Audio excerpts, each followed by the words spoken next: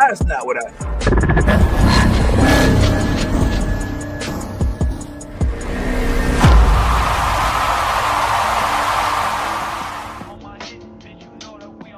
All right. Well, listen.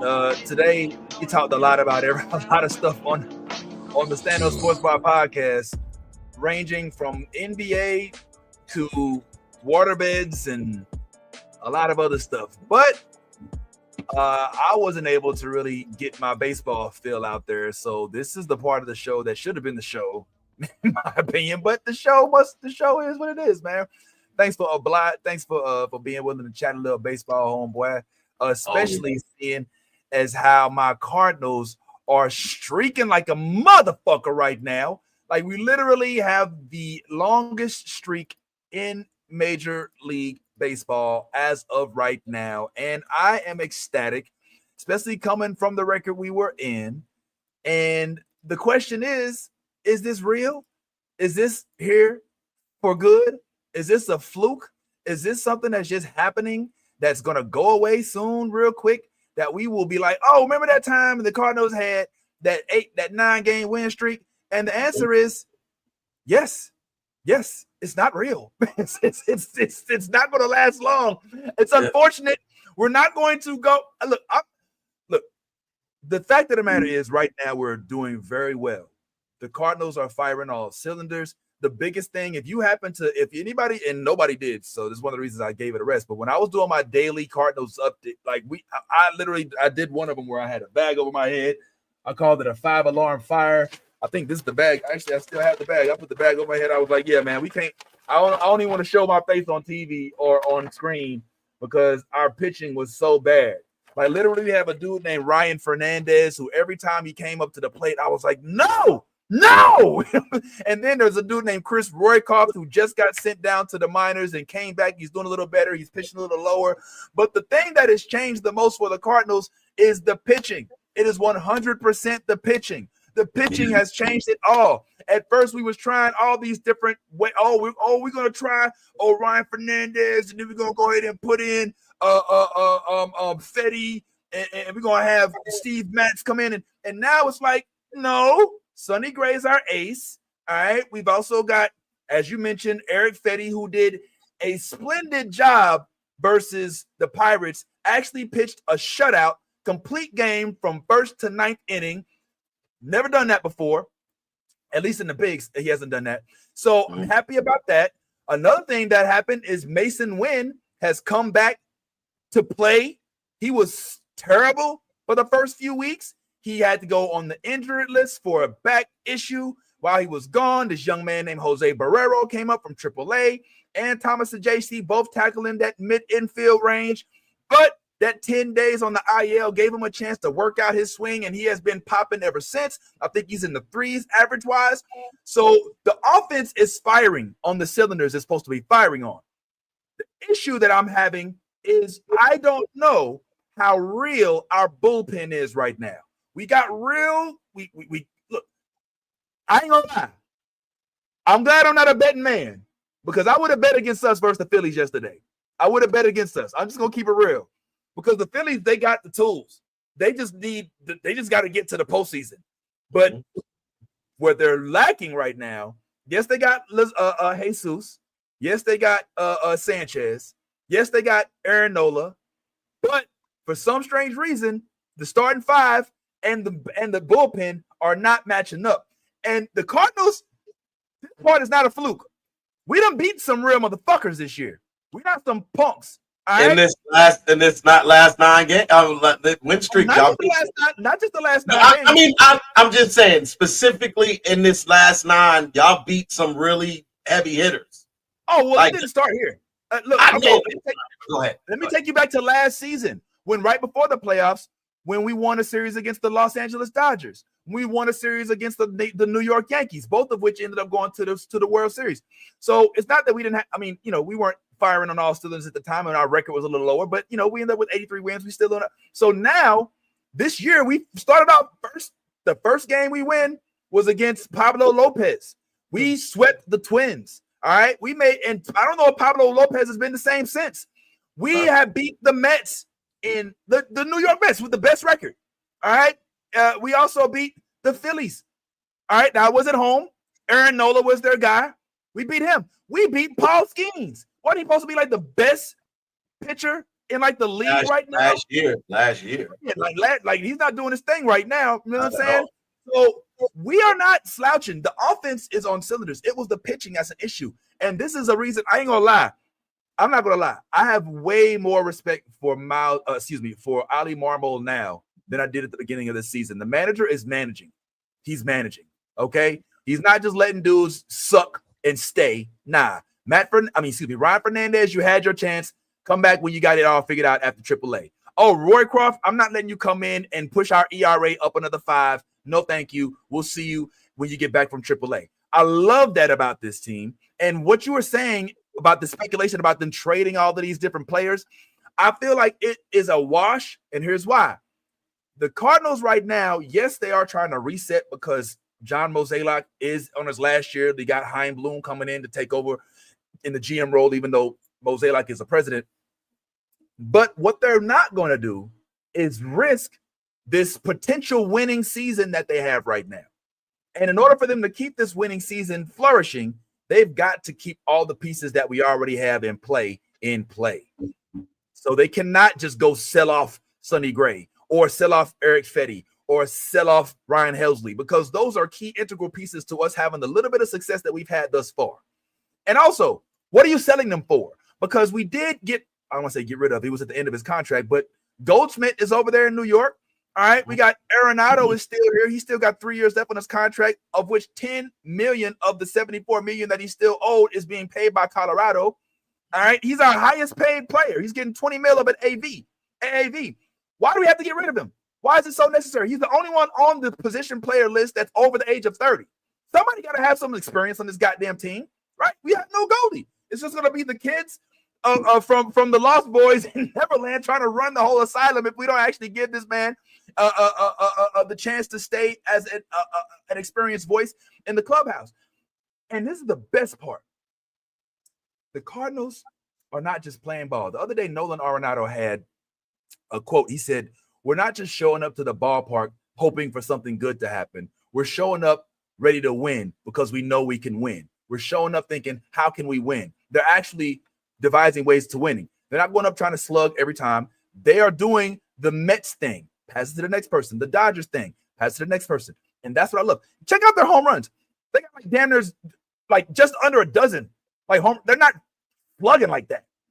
But what they're doing is putting the ball in play. And they're using their speed, which is, guess what? The Cardinal way, baby. So I'm happy that we're winning right now. I would be thrilled if we win this stint versus the Phillies in Philadelphia. I have my doubts. I'm just going to keep it real. Because, man, you know, the Phillies supposed to be real good. We did win last night, but it ain't going to lie. It wasn't easy. If we can beat the Phillies in a series, then I think I have a little bit more confidence in their ability to take this all the way to the postseason. But as of right now, I feel like this is a hot beat. Here's what I'm really worried about. Consistency. I don't know, bro. I think you're at you. If I was you, I would be popping shit right now. I would literally. I know that's the problem. See, this is kind of the you adopted the old Cardinals mentality. The new Cardinals mentality is we're walking in there, whatever arena we're walking into, and we're gonna win. And I'm not a Cardinals fan, but if I were a Cardinals fan, I would be popping shit right now. The Cardinals are one game out of first place in the division. One game. And the only reason they're in second place is because the Cubs are in their division. That's the only reason. And right now, the Cardinals are playing momentum baseball. We talked about this last playoffs when I talked about the Mets and how building momentum is a thing in baseball where you can get stretches where you can go on a tear and then you can get lulls where you don't. Right now, the Cardinals are hitting their stride and the Phillies are kind of like just bobbling along like we're the Phillies. We'll be We'll be here at the end of the season, just like we always are, right in the playoffs, right in the thick of things, and we don't have too much to worry about. That's how the Phillies move. And right now, the Cardinals are moving with a sense of urgency early in the season, and it's good for baseball. I mean, it's good for you because I know it's been a while of disappointment and disappointment, and yeah, It hasn't yeah, been yeah. that bad. Oh, We missed the playoffs 2 years in a row. That sucks. yeah. But other than that, we've been there pretty much. I mean, we haven't been winning the You were series, barely but five. I don't think you were 500 last year. I think you were under 500. we're at 500, 83 and 79. Yeah. Well, The year yeah. before that, we had the lowest record in the league. We had 71 wins, I think, and we were just under 100 losses, obviously. So yeah, we had like 90 losses, I think, 71 wins. So yeah, and then the COVID year before that. But yeah, we haven't been like a Colorado Rockies, White Sox type year. You know what I'm saying? We just haven't been. And in our defense, you also have to remember we lost Pujols in 2022. All right, it was his last year playing with us. Yadier Molina stopped playing with us in 22 as well. So this is like literally a reset for the team. They don't have the same chips that they had before. But what we're learning now is the exciting part is that Yadi and Pujols have inspired a new generation of this, Yadi specifically, of this team that I like to call this little the team within a team that I like to call the catch batch. All right. We've got 4 banging ass catchers on our team. All right. We got Wilson Contreras, who I've said from jump is the better Contreras, and I stand by that. All right. I'm actually about to get me a Wilson Contreras jersey while you bullshitting. We got Pedro Pages, who had a breakout game versus the Cubs last year, which he did like 3 home runs. It was like crazy. He hasn't been hitting like that this year, but he's a great catcher and he's consistent. He's going to give you maybe not a home run, but he's going to get on base. He's not going to strike out all 4 times. Not going to give you an O for every time. Then we've got this dude, Ivan Herrera. Maybe you've heard of him. All right. He just got off the IL, Panamanian goddamn stallion. Hit another home run yesterday versus the Phillies, one of the 3 we needed to win the game. So glad that he came back in good form. But we also have this wild card, Joel Pozo, who was a homeless guy in Orlando who found himself sleeping in the parking lot of Walmart's before he was called up from AAA to play because he lost his opportunity because when he was called up the first time, it was right before COVID happened. And then they released him and it was a whole bunch of things. But then he comes back and he gives us he's our 4th catcher. Now, I know Wilson is on first base right now, but he still goes to the catcher meetings with the pitcher. So he's essentially another catcher. So I call these the seeds of Yadier Molina. All right, because Yadi, as I believe, was like literally, take Johnny Bench away and a couple other cats, like one of the best catchers in the history of the franchise, obviously, but baseball, I would say even as well. So I love to see what's happening right now. And it's also boding very well for Marmol, because I think that Marmol was about to get put on the chopping block, if I'm being honest. Even though he did get us to the playoffs his first year, it's been a minute. And if you look around the league, look at Pittsburgh, look at Colorado, teams that are not necessarily having success, they're finding that the heads of their leaders are being chopped off. And so I'm just happy that we are where we are. Honestly, as a Cardinals fan, we are realistic. We're not going to sit there and say, it's shit. I get it. We're in the NL Central. Okay. It's not the NL West. You know what I'm saying? Like, our record is the best, it's the second best, but it's also the same record as the Diamondbacks, who are the 4th best in their league because they got to go against the Dodgers, the Giants, and the Padres. So I think that we're winning. We're not just winning just because it's the Cubs. We're also winning because of a very lackluster Milwaukee Brewer team right now. Because of for whatever reason, the Pirates. I honestly do not understand the Pirates. I really don't. I really don't understand the Pirates. They have the tools. They got we got O'Neal Cruz, Paul Skeens, Brian Reynolds. When you got Kebron Hayes, these players are not trash. I mean, yeah, you got some spots to fill, but they should not be where they are. The Pirates have a better squad than they're being let. I mean, you got literally the best pitcher. How the fuck? So I mean, you keep saying that, but Paul Skeens had a great season last season. He did. This season, Paul Skeens is terrible, and I'm just gonna be honest about it. So that, like, I don't know what's going on in Pittsburgh. I don't know what's going on in Pittsburgh, but whatever it is, they need to figure it out quick, or this whole thing's going to implode if it hasn't already. It did already. They just fired their manager. Yeah, this have a whole new manager now. And to his credit, the new dude who was the bench coach before has already gotten thrown out of a game. Like his second game coach, he already got thrown out. So that's the dude that he wants the job. That's what I'm saying. He wants the job. He's already showing the upper management, look, I'm here for the game. I'm not here for the interim. So I'm loving what I'm seeing from the Cardinals. The pit in my stomach won't allow me to get too enthusiastic about it. All right, because I know that what we're doing is we're winning within our division.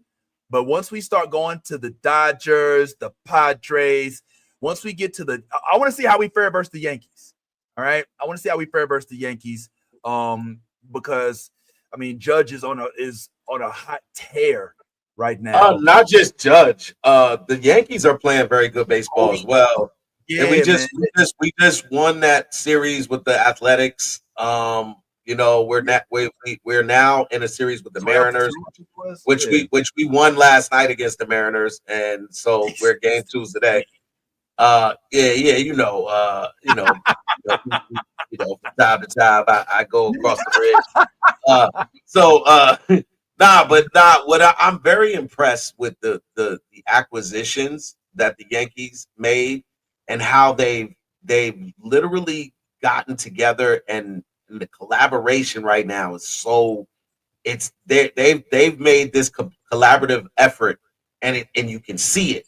We got the Goldschmidts, the Goldschmidts, the Bellingers, the Ben Rices, the Jason Dominguez, the Jason Dominguezes. Jason Dominguez, look at this dude, right? Like he's actually doing. Yo, everybody is.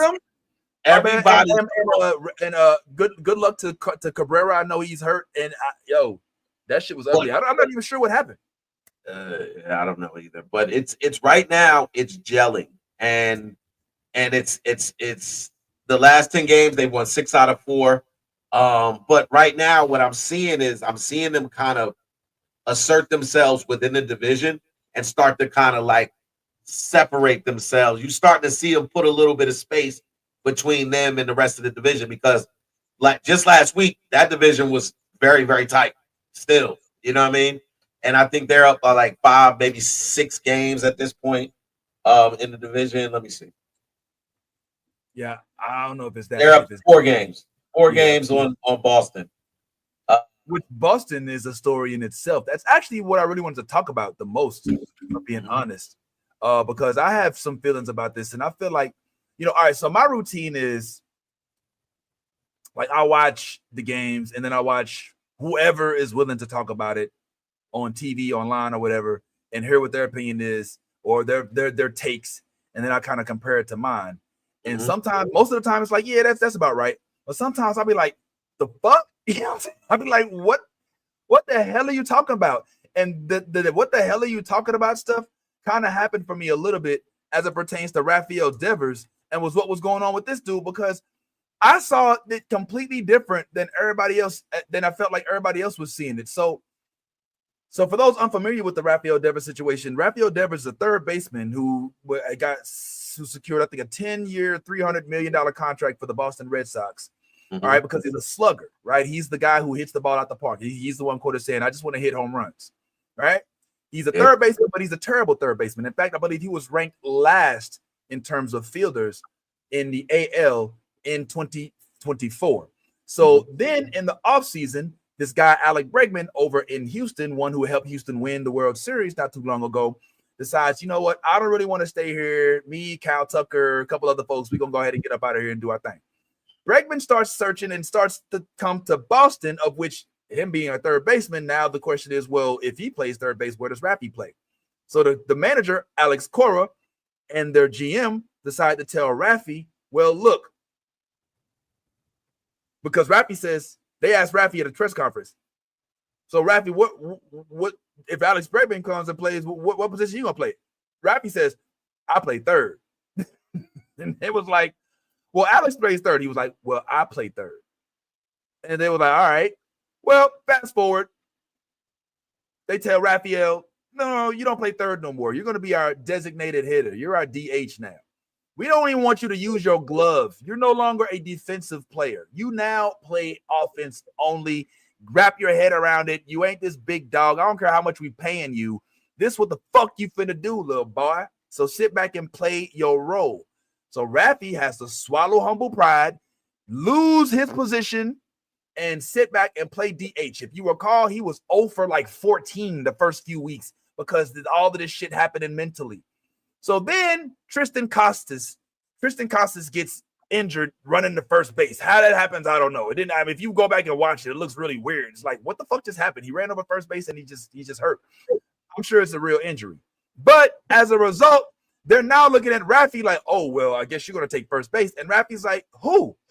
I don't have a glove no more. Y'all told me to throw my glove away. Remember when y'all told me that I was just a DH and that I wasn't going to be playing no defense? Nah, I'm sticking with that. How the fuck y'all gonna come back and tell me now all of a sudden I gotta go get my glove out the trash and play first base? I don't play first. I play third. You know what I'm saying? So if y'all want somebody to play first, you better go trade somebody, go find somebody. But I play third or I'm a DH because that's what y'all said. Now, when I watch the coverage of this, most everybody like, stop it, be a team player. It's all about the team. That's what it is. Mookie Betts was an outfielder and an infielder. He played all these positions. And Wilson Contreras, he's a catcher now. He's a first baseman. And O'Neal Cruz was a center field. He's a center field. He's a shortstop. And, yeah, I hear all that. All different circumstances. We're not dealing with a bunch of folks who were told, no, put your glove away. You will not play defense. And in one of the press conferences, he actually said that one of the GM called him hard-headed. So what I foresee, what I'm seeing here is a dude pushing back against an establishment that is disrespecting him privately, but trying to play pleasant publicly. And he is doing all he can, using the only tools he has to fight back against him, which is his voice. And people are not seeing it that way. They see it as a stubborn dude who refused to play first base. And I just don't see it that way. I see it as a dude who has a voice, who is a person with emotions. You've seen what happened when y'all traded me, when y'all changed me just from third base to DH. I went 0 for 14. This ain't that easy. Y'all just shifted me around. It's not for everybody. So now y'all want me to just learn first base real quick because you want me to dig the glove that I threw away because you told me to and play a position I ain't never played before because you were not wise enough, we're not cordial enough to say, hey, we got this Bregman dude. We still want you to play defense, but we're going to give him the first stab at it. We're going to interchange y'all. Nah, y'all told me, throw your glove away. You ain't on defense no more. Why this shit he turn around and be like, okay, I'm a team player. I stand with Rafi on this. I feel like Rafi's like, yeah, y'all motherfuckers should have thought about this before you told me to throw my glove away. You should have been like, yo, Rafi, my bad. How can we make this right? Would you mind doing XYZ? Can we work with you on this? Don't come to me and tell me, no, you're no longer the position player we hired you as. So go play something else. And then I struggle with it. And then when I finally figure it out, you tell me to go do something else? Fuck you. That's the way I feel with Rafi. Rafi was like, fuck that. Now, I don't think the teammates liked it as much. And then the management ended up flying all the way to Kansas to talk to him because they were on a road game after this. And they smoothed it over. But I think well, let me stop you there. Because I've been listening to you say all of this, how you don't agree with it and everything like that. And management drove over there. Not when you say smooth it over, smoothing it over is just reminding this individual that you're under contractual agreement. You signed a paper saying that you were property of said team, and that you will do what you need to do, and then they will do what they need to do. Rafael Devers, as much as I feel why you feel for him, needs to understand that as an employee who signed a contract which is legally binding to that team, that he will perform in the midst of his him being healthy and everything like that. That he doesn't have a choice in the matter. You don't have a choice where they position you on the field. If they want to put you at shortstop, you either play shortstop or you're fired or you're in breach of contract. Give me all the money back that we gave you. when I hear these boohoo crying of athletes who get paid millions and millions of dollars, I don't feel for them like I would for the little man who's making $30,000 a year, busting his ass, working 12-hour shifts. I don't got the same level of empathy for that guy. No, you're getting paid millions and millions of dollars to do your job, playing baseball. Whatever that means for the team is what it means for the team. If the team says you're not going to play third base, you're going to play the DH, then you need to go play DH or give us our money back and go home and be broke, whichever works for you. But what you're not going to do is tell us what you're not going to do. That's what management came and let him know. Like, look, you can feel whatever kind of way you feel, Raphael. But when we tell you this is what you're going to do as it pertains to baseball, then that's what you're going to do. And that's what the smooth over was that you referred to that management did, which was basically remind this nigga that you signed a contract. Let me show you here in page 5 where of this agreement you made, where it says the team can determine what position or what role you have on said team. You see that on line 22? See, you initialed right next to it. That's your initials, right? Okay, that's what I thought. So, yeah, I don't have any empathy for these extremely overpaid athletes, because a lot of times they got issues with a lot of shit. I don't want to play on this day. I want to take a break. I'm tired. I want to, people that work 9 to 5s, making $30,000-$40,000 a year, they got to show up or they don't have a job. The job don't give a fuck about you not feeling like you want to do it today because you tired. No, you got to bring your ass to work. The same rules should apply to multi-million-dollar athletes with these type of contracts. So I don't feel that way for Rafael Devers. I think he should grow up and put his big boy pants on and go do your damn job, and then stop with all of the complaining. And if you don't want to do that, then get them people their money back and go home. See how that works out. Devers doing exactly what they hired him to do, which is to hit home runs. So everything else is secondary. He was not hired to be a first baseman. If they ask him, he can refuse. And they can get rid of him. And he's already got money. And he can go to another team that will play, and he'll be happy. And they'll be without one of their sluggers. So, yeah, he has leverage. He's not required. Even though he would lose a lot of money, guess what? Another team going to pick that money up, especially in the era of a $765 million contract looming over everybody as a standard. We just saw Vladdy get 5. And Rafi, he's had his contract for a while. So if Rafi decides to go free agent, if they want to release him, oh, yes, there are going to be a lot of suitors standing right at his door. So if Boston wants to mishandle him the way they mishandled Mookie Betts, then please go ahead at it and watch what happens with the fan base. Watch what happens with the fan base. Watch how they say, y'all fuck everything up. Like, goddamn, you only got Bregman for 1 year, and then he's got an opt-out, and you're going to move everything around because of one dude? Like, yo, I've seen better players. I've seen better players than Rafael Devers be blackballed from the league. So I don't agree with that at all. I think that when you are under contract, I don't agree with your other statement as far as he has a choice. No, he doesn't. Well, the choice is what I just told you. The choice is you can either go out there and play the position we asked you to play and do what it is we asked you to do, which is do your job, or you cannot do that. You can give us all our money back, and we can fire you. We can separate that way. Money back because they've already fulfilled the contract for the time being. So they're not going to give back all the money he's used because he actually did help them get further in the standings. I don't know what his contract says, but if you think for 1 minute that there's no contract stipulations that warrant him to play when healthy and play the position deemed by the team when healthy, or whatever the role is that the team has for him, just like when he was contracted there, he was contracted there as a third baseman. But when he got there, they said, you're not playing third base anymore. You're going to play DH. Now, he could have said, like you said, I'm not doing that. I'm not playing. I'm a third baseman. I'm playing third base. He could have took the Marcus Stroman approach. I'm a starter. I'm not doing anything else. I'm a starter. And what happens is you are in breach of contract because you have to play a minimum amount of games per season. You also have to be within the team rules and be compliant to the team rules and stuff like that. When you are not compliant, they have the ability to fine you.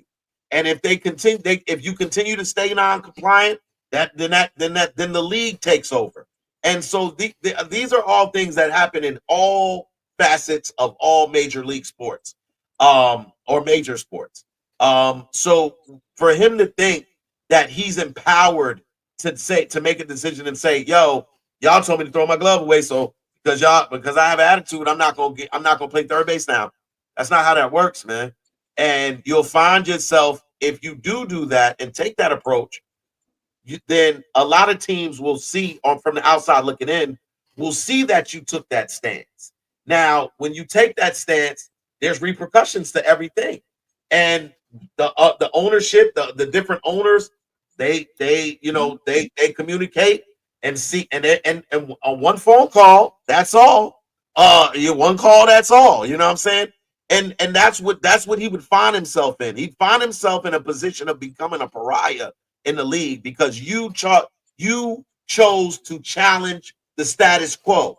And that is what he's choosing to do in this moment when he says, I'm not going to go out there with my glove because y'all told me to throw my glove away.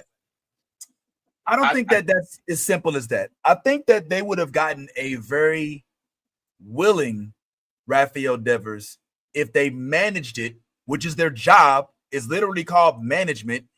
Alex Cora is a manager. All right. What's my man's name? The GM dude. Shit.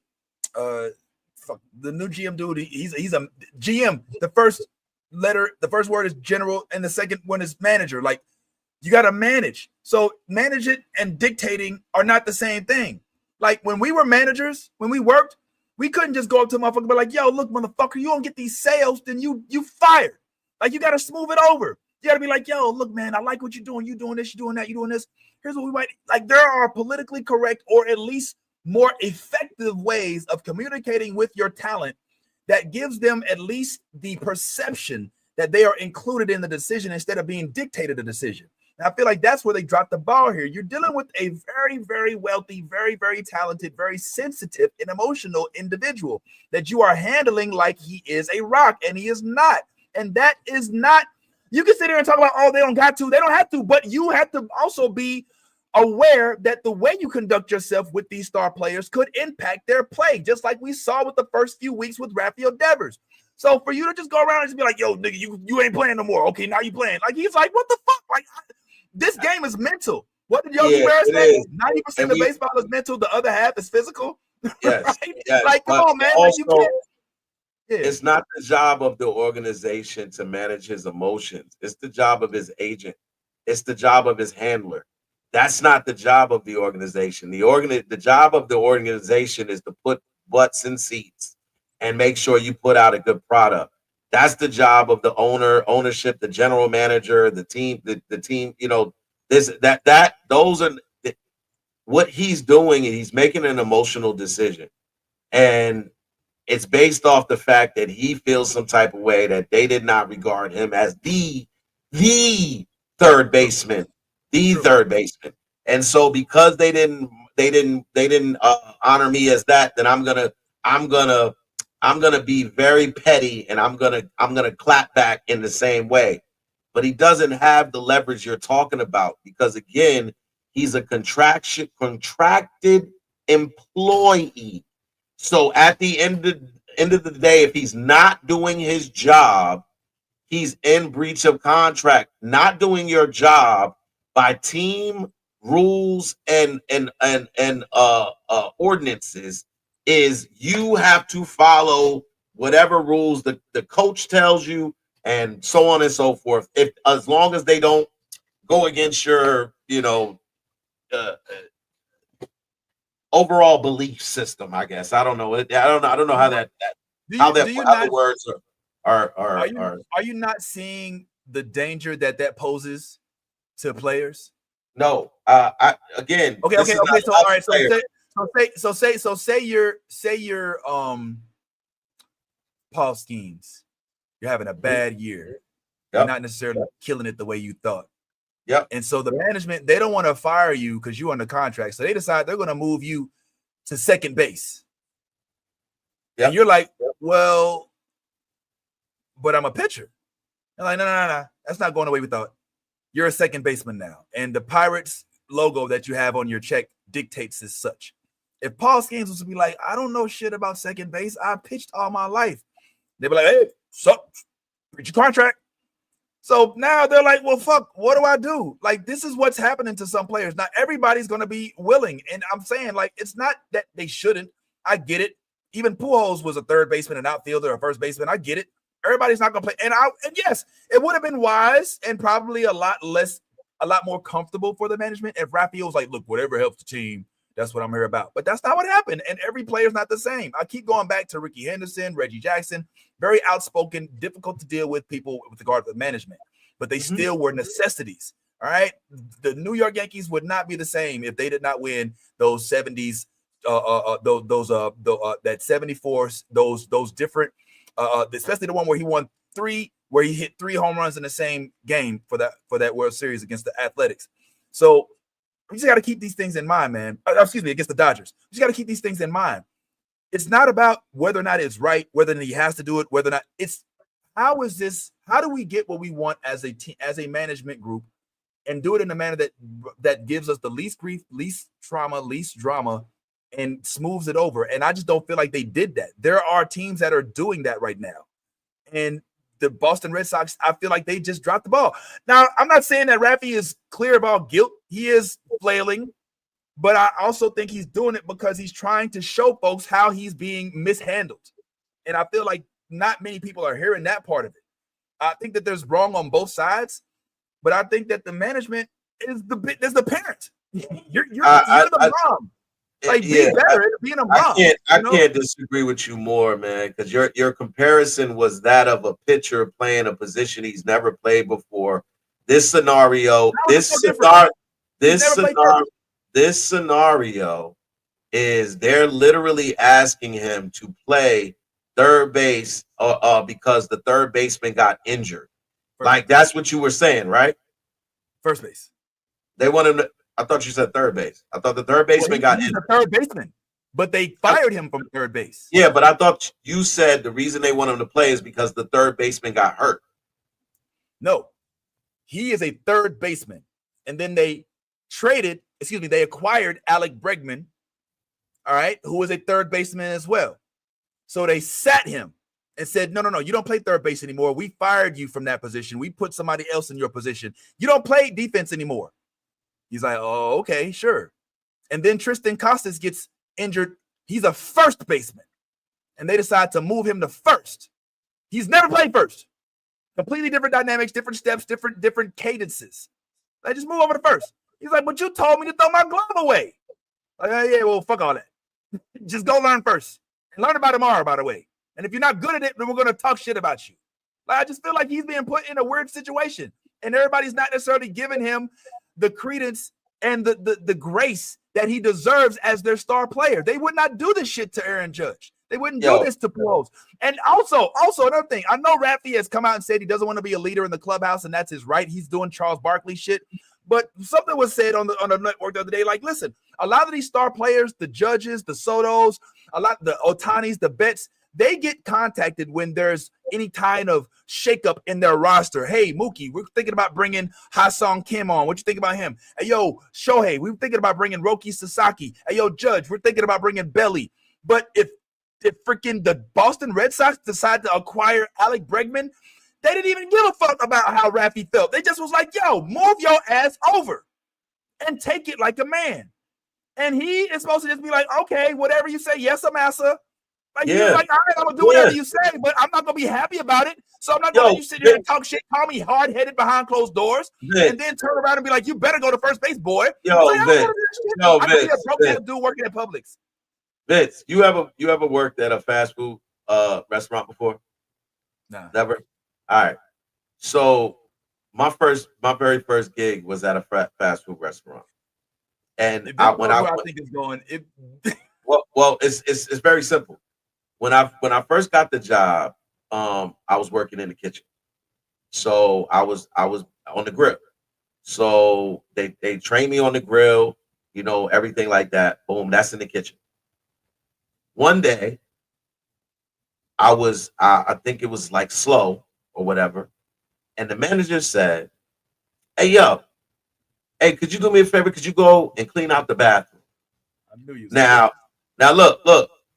Now, that wasn't what I got hired for. I got hired to be a cook. However, there was another duty that needed to be filled and done, and so they asked me to do it. Now, I could have said in that moment, "Y'all hired me to be a cook. I ain't going to clean that bathroom." But I wasn't a janitor. That wasn't my job title. But that was a duty within the company. So this is the same thing, just at a higher degree, because you're getting paid millions of dollars to do it.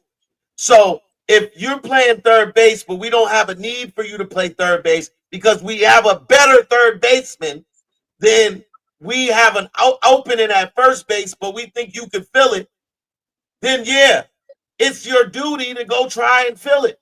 Now, if we see you get in that position and you lackluster, you can't do it, it's our job to find somebody who can. So what I'm saying is, for him to say, "I'm not doing that because I'm a third baseman," you're in breach of contract because you're an employee. So this is a duty that we're asking you to do under company policy. You agreed to help the team in any way, shape, or form. So why are you now pulling this rank? We know why he's pulling this rank, because he feels some type of way about him not being the third baseman. But Rafael Devers, unless you own your own team, you don't have the leverage to tell your team what you will or will not do for them. Unless I don't think you want to be that guy that doesn't play for any team. I don't think that it's just that he wants to play third base. I think it's just I honestly, I don't know. Of course, I haven't spoken with Rafi yet, but I truly believe it the way, like, those that saying, like, it's not what you said, it's how you said it. I truly think that this is a sense in which a star player feels tremendously disrespected by the people that are supposed to be paying him. Now, let's take your analogy. Let's say you were hired at this fast food restaurant, but let's say you were hired as a manager. Okay. Now, the management, the owners, they come to you and say, "Yo, I know we hired you as a manager, but one of our cashiers is out, so you got to take that front spot." You're like, "Yeah, that's what I got to do. I'm cool with it." But you also know that you were hired as a manager and that there's 29 other restaurants within your vicinity that are not only willing to say, "Oh, look, we wouldn't put you over at the cash register. We will keep you as a manager. In fact, we know that's what you like, and we want to treat you the way that you want, and we would love to have you on our side." You're thinking like, "Man, well, do I really got to stay with this company that really stay? They kind of need me more than I need them right now. Y'all want to try to push me out? Okay, good luck. See how y'all do without me on your at batting fourth. Then I might be willing to take my chances." A lot of these folks, a lot of these teams, they choose where they go because of how they're treated where they go. And all I'm saying is, yes, you can take the "fuck you, go to first base and do what the fuck we tell you" approach, and you would be within your right. But you may lose your player in the process. And if you do it the right way, you might not have a 2-week stint of 0 hits because you sat there and fucked with somebody's head and didn't let them know that they might not be playing a position that they've been training for all these years. It's not about what's asked, it's how it's asked, and if it's done in a manner that does not cause the talent to feel that they're being disrespected, especially one that is coming up in an era in which, if he was to approach free agency, he'd be looking at a Vladdy Guerrero Jr. type contract. I'm just saying they need to tread lightly. You're right, they have the right, and yes, he should just be like, "Oh, I'm a team player," but he doesn't have to be. All right, he doesn't have to be. And so I just think they need to tread lightly. If he wants to play, because I would have went with your analogy. I would have went with your analogy if that said person chooses to go to a different field. But if you decide you want to stay in the same field, then it's going to be hard because again, like this is what I'm talking about in Major League Baseball. I've seen greater players who have been blackballed for less. And Who? you said who? Um, Pete Rose.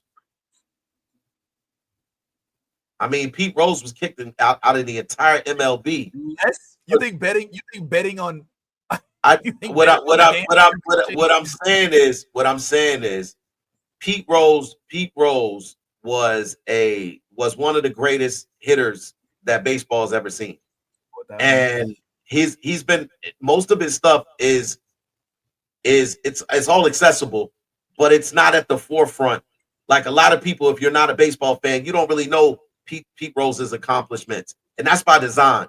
And my whole thing is, if Rafael Devers has a relationship with the organization like he does in Boston, what makes you think that the Boston owner will not call other owners and tell them exactly what transpired in Boston, which would deter other owners from trying to get into that same plan? Okay. Now, I have an answer for you. Mhm. All right. Go ahead. So when Rafael Devers came into the Boston Red Sox organization, their general manager was a guy named Hein Bloom. Hein Bloom has since left that organization. He now works with the St. Louis Cardinals. Their new GM is Craig Breslow. Rafi believes that a lot of this discord is coming directly from Craig Breslow. Now, Hein Bloom knows good old Rafi. He doesn't know this feisty, weird, oh shit, what the fuck, I'm not going to do that Rafi. Because he never had any issues with Rafi. This new guy has issues with Rafi. So if these folks want to start trying to throw this shit out there into the ether that Rafi is difficult, you got a dude named Hein Bloom and be like, he wasn't like that when I was there. I didn't have no problems with him. We worked just fine. In fact, if I'm not mistaken, we damn near won the World Series with Rafael Devers. So it may not be it might be the user and not the program, And so you have a point. I'm just saying, like, no matter how disgruntled you are, no matter how bad you leave a team, there's another team that'll be willing to take you on, especially if it is perceived that the team you were on was not giving you the type of respect that this clubhouse will. And I just think that the Boston Red Sox, they got to be careful, because the way I see it right now, even though Rafi's got so many years left on his contract, he might be looking for an exit window pretty soon. And if the right numbers are thrown up, then the Red Sox going to start rebuilding, because Rafi is the aircraft carrier on that team. So I don't feel like there's any major sport, baseball, football, basketball, where it's a players' league. Like when you start going against the machine fights back. And anytime you have players that are disruptive and at an organizational level, when they start making threats and making demands and all of that kind of stuff, the leagues usually get rid of those players. And I don't know why you haven't seen that over the course of years, but it's happened around every major sport. How'd that work out for Jimmy Butler? What do you mean? Did he want to leave Miami? Yeah, he got out of there. Did he leave Miami? Is he being paid right now as a basketball player somewhere? He is still being played as a basketball player. Is he still having to deal with the shit with Pat Riley anymore? Like, there are exceptions to every rule. I'm not going to sit here and act like listen. I'm not gonna sit here and act like I'm the know that there's an end all be all and I know everything. There's exceptions to every rule. Jimmy Butler is, as much as it seems to the outside world that Jimmy Butler has been a problem, when you talk to other sources around the league, they all kind of support, a lot of them support the fact that Jimmy just wants to win beyond anything else. And that the reason that Jimmy kind of strong arms his way into better situations is because when he gets to a situation and he sees that the same desire is not manifested in the teams that he plays for, then he's like, look, I'm not going to be a part of this. Like and is it wrong? Yes. But is there also a world that exists where there are owners that also look at that and are like, I want that type of guy in my locker room? Like, that's a difference. There's a difference in what we're talking about with Rafael Devers, where he's like, I'm not going to do this. I'm not going to help the team. Jimmy has never been accused of not helping the team win or not doing everything in his power. If anything, he's been praised for the fact that he does anything to help a team win, which is why he's gotten afforded multiple opportunities to do the things that he's been able to do. Because this is not the first time in Miami. Jimmy was in Minnesota before he was in Miami. They weren't doing it in Minnesota. He wanted his way out of Minnesota, got to Miami. Miami wasn't doing what they were supposed to do. He got up out of there. He's with Golden State. Jimmy is one of those players that coaches and owners have a lot of respect for this dude. And it must be because of what I just said. He gives his all. He gives his all on the court. And that's the difference with what we're talking about Rafael, because he's over here talking about what he's not going to do. Well, at Rafi, I'd say he gives his all too. I just feel like the management is not taking his feelings into consideration, and that is a big deal. The clubhouse vibe is a big deal. The Mets literally went to the postseason off of vibes last year, so they got to be careful with that. I also think about Dennis Rodman when he was with the Pistons after Chuck Daly had left, and he didn't have that father figure in Chuck Daly, and he was on a whole new team that did not have the same vibe it did when they originally had Joe Dumars, had Isaiah, Isaiah, goddamn it, Isaiah Thomas. Yeah, and all those folks, and then like he found himself as an island on a team that he found a home in, and then that was when the Bulls came into play. And if they could have been like, "Yo, fuck Dennis Rodman, he's not doing the shit he was doing when he's not playing with that same intensity. He's dyeing his hair and shit. What the fuck is all this?" But the Bulls, including Michael Jordan, was like, "Nah, I think we could work with this dude. We just got to do it differently. We got to recognize that he's a different dude. He's emotional. He's got problems in his life. We can't treat him like every single player." And that's what's happening with Rafael Devers. They're trying to make him into some robot, but he's an emotional, feelings-having motherfucker. And if you want to get the most out of his play, then treat him as such. Don't just expect him to be an emotionless robot who you can tell and dictate what the fuck he will and won't do, and not expect that to impact his performance. That's all I'm saying. Like, the good managers don't have this problem. What happened when Marcus Stroman came out and said, "I'm a starter"? We didn't see Aaron Boone be like, "No, the fuck he ain't." Aaron Boone was like, "Look, it's early." Nah, they just laughed. They just laughed and sat his ass on the bench. They didn't say shit. They just laughed at him and sat his ass on the bench.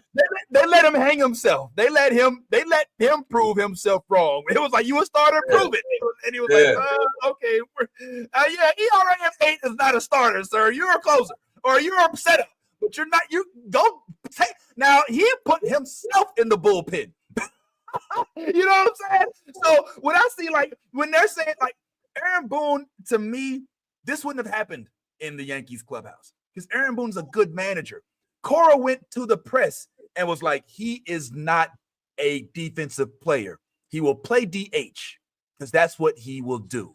And he's looking at this like, "Who the fuck is you?" "No, I won't." You know what I'm saying? Fuck you. And even if that just makes you mad, I can do that. And it might make people look at me funny, but I don't give a fuck. I have a voice. So all I'm saying is if they want to avoid shit like this, then treat your players with more respect. Now, you're right. I'm not disagreeing with you. Rafi would be better served to be like, "I'm a player's player." But in a world of enormous egos, many of which you've created, MLB, you got to be mindful of the monster that you've made and deal with it as such instead of trying to treat it like the child it was when it first came into the league. And that's why they are where they are right now in Boston. That's just my opinion. Well, I just feel like this would not have happened. This would not have happened in Dave Roberts' clubhouse. This would not have happened with Bocce down in Texas. This would not have happened because they manage their players' personalities one-on-one. These shits don't happen. This is Boston we talking about. Yo, this is the fact that we even are having this discussion, and this is Boston we talking about. Like, yo, come on, man. Like this, like that a lot of those other places had the luxury of having someone who gave a fuck. Nobody gives a fuck about what you're talking about in Boston.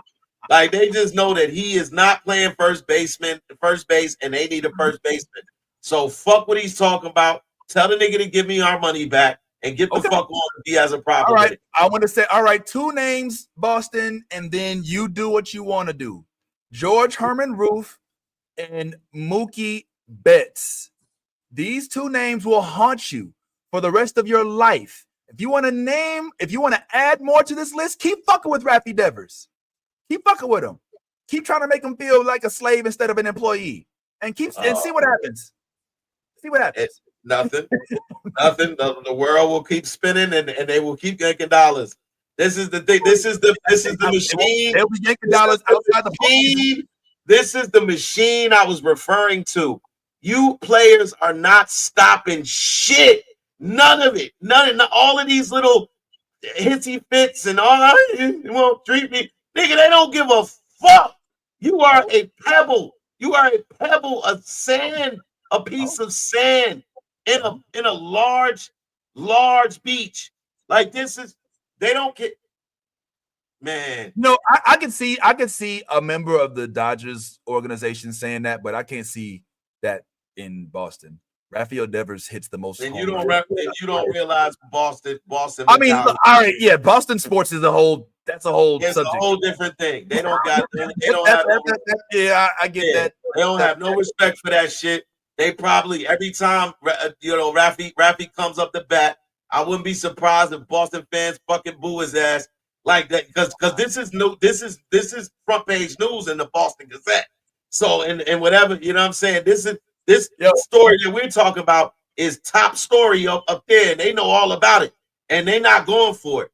Like, the fans in Boston are almost as violent and as threatening and as Yankee fans. All right, let me, real quick before I show you something real quick, and then we can go ahead and head off, because this. Thanks for giving me the feel. I needed this baseball release, goddamn. But who do you think is the worst fan base? Red Sox fans, Yankees fans, or Phillies fans? And specifically, I'm thinking about worst. Now let me preface this by saying this. When I say the worst, just picture which one of the teams would be the loudest protesting against a player coming up to the box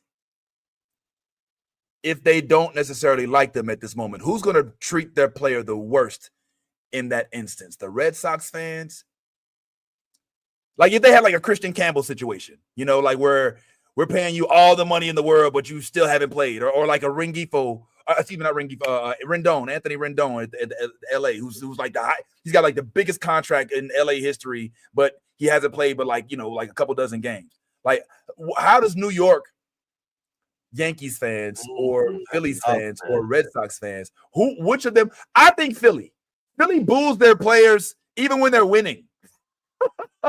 Yeah. I don't understand Philly fans, to be honest. Like, I don't get the boo bird shit. Like, it's counterproductive. Big up to Bryce and Trey and all of them for being in that environment, because that would be stressful as fuck if I was winning on a team and because I had a bad play, they're gonna boo me. It's like, calm the fuck down. You know what I mean? But that's just me. Yeah, Philadelphia fans, period, I mean, man, that's a tough one because they all are ruthless. Philly fans are ruthless. Yo, Yankees fans are ruthless. And Boston fans are ruthless, and that's all around sports in all three compartments. So, man, that's a real tough one, man. But I would probably say, I would probably go with the Phillies too, just because the Yankees and the Red Sox are a toss up. They like really are like neck and neck as far as like how bad they like. Yeah, like you don't understand how bad they were last year when the Patriots weren't good and when the Patriots were sucking. Nigga, they was booing everybody, the coaches, the players, all of that shit. Yankees fans will make signs and we'll kill you on social media, and but we might not fool you in the stadium. Like we might. Well, yeah, it depends on how bad it is. You may be right. It depends on how bad it is. I think they're going to physically throw things at Juan Soto this next week. They got the Subway Series coming up. Well, okay. Now that's different. That's different. Now, what will all these organizations do to pass players? Oh, nigga, it's shit's anything. Yeah. Now, the Cardinals aren't like that. Especially somebody like a Juan Soto who you had the opportunity to sign and you was like, nah, I'm gonna go over the bridge. Nah, nigga. Like, there's a lot of hate. You saw the level of hate. You saw the level of hate. We saw it, right? In spring training. Yeah, we seen it there. Yeah. I feel like the New York market is going to be much worse, but Cardinals, we're so nice. Like if you used to play for us and you got traded, we're going to give you a standing ovation at your first at bat. Like that's how we cheer for you. We're like, Paul Goldsmith, yay! Thank you. It's Goldie, guys. Come on, it's Goldie. What? Oh my God! You know what I'm saying? Yay, Paul DeJong. Oh my God! Like we love, like they'll pitch a shutout against us that we'll give them a standing ovation. Like we're so fucked up in the head. This is Cardinals fans. But anyway, I thought to your point that somebody in the comment section said, my man Poop Barlow said, Devers is getting traded. Mark my words, before ASG, they ready to send his ass to the Cubs. And the Cubs? Oh my God! Oh my God! Listen, this is why I said what I said. There's no major league sport where it's a players league. Players do not make they don't make these. When it comes to these type of things, you don't get to come in and tell me as an organization how to treat you. You don't. I mean, it's unfortunate. You would hope that there's a tender, affectionate greeting but if here's a perfect example. Dallas Cowboys. We know how the Dallas Cowboys owner is. We know how Jerry Jones is. We know how hands-on he is. There's no player, there's no coach, there's no GM that's gonna tell Jerry what the fuck to do with his team that he owns. And therefore, there's nobody on the Boston Red Sox, Devers, nobody that's going to tell the owner of the Boston Red Sox how to run shit. That's why contracts are formulated. That's why all of the fine print and the details is looked over by your attorney so that you can make a conscious decision what you're signing your life away to, because that's what a lot of players are doing, signing their lives away. So when you get in there and they tell you, no, we drafted you as a center, but we want you to play power forward, i.e. Anthony Davis. Anthony Davis was drafted as a center, but he loves to play the four. He can play either, but he loves to play the four. That's why the deal with Dallas, one of the things that Anthony Davis said was, I want to play the four. Y'all have a big man over here. I don't want to play five because it limits what I can do because of the physicality. So these are things that are negotiated in your contract, but also are open to change if the organization sees a need to do so. So you can have your preference and we can say we'll try to appease you in that way, but doesn't mean that we can't change 3 months down the road if we see fit. And that's where Devers has to understand as well is, yeah, you came in as a third baseman, but if we need you to play an alternative position because of need, then you have to play that position. If you not do well, we'll try to find a better option.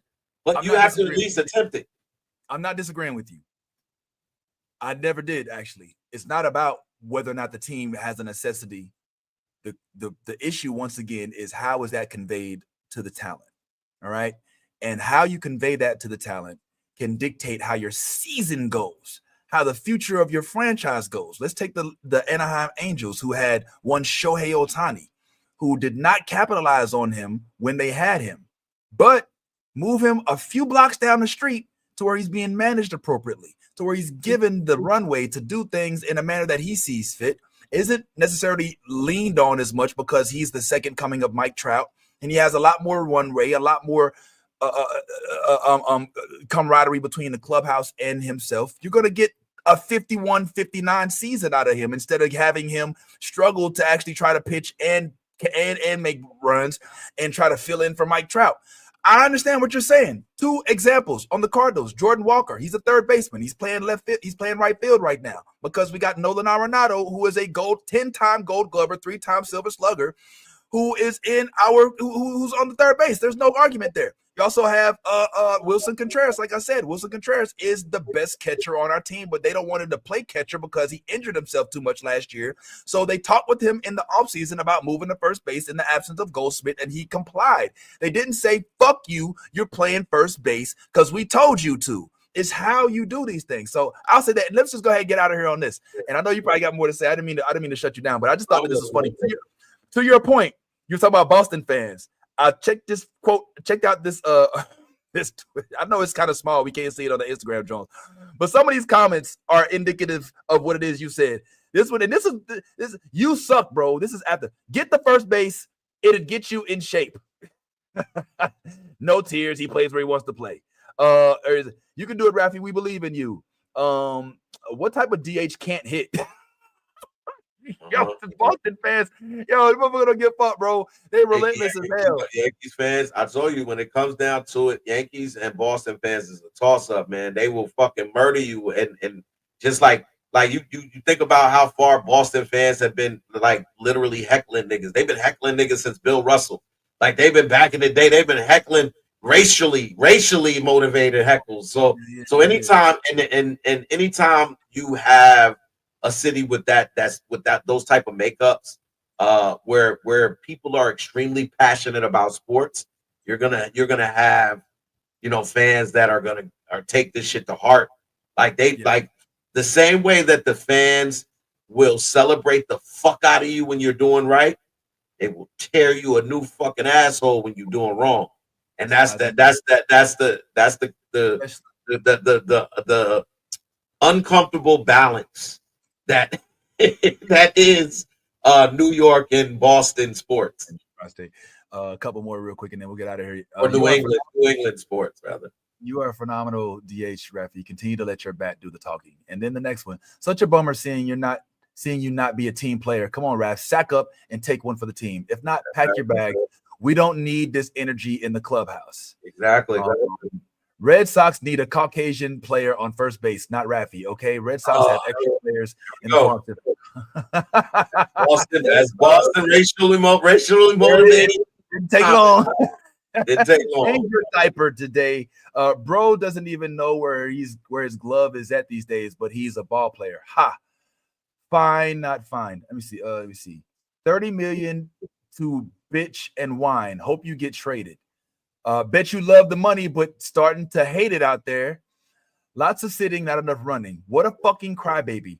Hope you have a no trade clause, and only trade you will take is going to the Yankees, please. Oh, shut up. Yankees get Devers. Oh my God. Wow. They don't need him. They already got a third baseman. They don't need him. Who's that third baseman?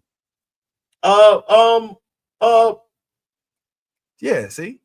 Because they were trying to get Arenado. Their third baseman isn't necessarily, at first, remember it was Jazz last year. And then they got your boy He's playing well too. Their third baseman is playing well too. Hold up, I'll tell you. Yeah, see the fact you got to look him up. See, they was trying to get Arenado, so yeah, there's. That's just because I don't know every player's name and position. The players popping right now is Grissom, Belly, even Goldie's hitting. Judge is still on the IL. Everybody, I beg to differ. There's so many. Oh, that's players. Oswaldo. That's Cabrera. It's Cabrera. Yeah. So they don't. Yeah, but he was playing well before he got hurt. He's like hurt. Yeah, he took him out on the stretcher. They took him out on the stretcher last night. Oh wow, I didn't see that. Oh wow. Yeah. Okay, well maybe we do need a third baseman. All right, come on over here, Devers. You know what I'm saying? They'll at least stroke your ego over here with Boone. Boone will take you in the room. Yeah, give you a nice warm hand job. You know what I'm saying? Boone is like the you still like Aaron Boone. I hate Aaron Boone. I think he's an enabler. You hate Boone? Boone? Yes. How could you hate Boone? Because Boone is an enabler, and I don't like enablers. I don't. Not as coaches. I've always liked coaches that hold their players accountable. I don't like enablers. And why don't I like enablers? Because enablers tend to get you puffed up, and then when it comes playoff time, you don't show up. That's why. That's why. On Aaron Judge, 100% on Aaron Judge. And I just 100% on Aaron Judge, but it was a lot on Aaron Judge, but it wasn't just Booney moved Judge to right field. You don't give him no credit for that? I don't give Booney credit for shit. I just told you he's an enabler. He's a fucking enabler, and it's always going to market. It is always going to backfire on us because when you need that strong hand to move the way you need it to move in the playoffs, he's not going to be able to move. When you develop a relationship like this, because I remember you telling me this when we first worked together at the first job, you said if everybody likes you, you ain't doing your job. You're not doing your job. And Aaron Boone is very well liked by all his players. That tells me, nigga, you over here trying to best friend everybody instead of telling motherfuckers how to work on their game. So crazy. Only in New York is like going to the playoffs for the last 9 years straight, minus 1 year, considered a failure. You know, only in New York. You ain't win shit. You with the fucking nigga. Nigga, who the fuck wants to just go? I don't want to go. I want to go and win something. Who the fuck just wants to go somewhere? You want to just go. The Marlins, the Rays, the Angels, the Athletics, the Rockies, the White Sox. That's the attitude. That's the attitude of a loser. Losers want to just go. Losers are like, well, we were there. We were there. You remember we was there. We've been there the last 10 years. I'll say this on the way out. With regard to players being treated a certain way, this last point, I do want it to be remembered that players were not always given the option of being able to be traded. You were given a contract, and if you didn't fulfill it, then fuck you, you don't play ever again. And it wasn't for a dude named Kurt Flood from the St. Louis Cardinals, who toward the end of his contract, when they were trying to trade him to Philly, which was the most racist place at that period of time to play, did not want to move his family over there, decided no. And that's where no trade clauses came from. So just because the industry does it, doesn't always make it right. I just want to say that. Just because owners do it, doesn't always make it right. And there was a time before players had players associations where they had did you know that they were not even allowed to be traded at one point in time? Like, if you got signed to the Yankees, you're a Yankee. Yeah, I remember those times, and those times are well behind us. And I just feel like, I'm going to say this last piece. I feel like as a player in any major league sports, if you would like to make up the rules, that's cool. Just accept a huge pay cut, and then they'll give you ownership over you running things how you want it to be run. But as long as these billionaires keep running these leagues and running these teams, then you have some accountability to do what it is that you get paid these millions and millions and millions of dollars to do. And I don't want to hear all of this bitching and complaining because that guy that makes $35,000 a year, $25,000 a year, $47,000 a year, he goes to work every day. He goes to work every fucking day. He should have been better at baseball. He should have been at the goddamn. He should have been shooting at the gym. That's what. Nigga making 30. He should have been at. He should have been at the court. Nigga should have been at the diamond. I'm just playing. Nah, you're right. Well, listen, let's do this again sometime. In fact, maybe next week on Tuesday we'll get back together. Man. That's the dog Ty. Extra energy. This Saturday we on the new Blurred Order, I think, and then check us out moving forward, man. Appreciate you.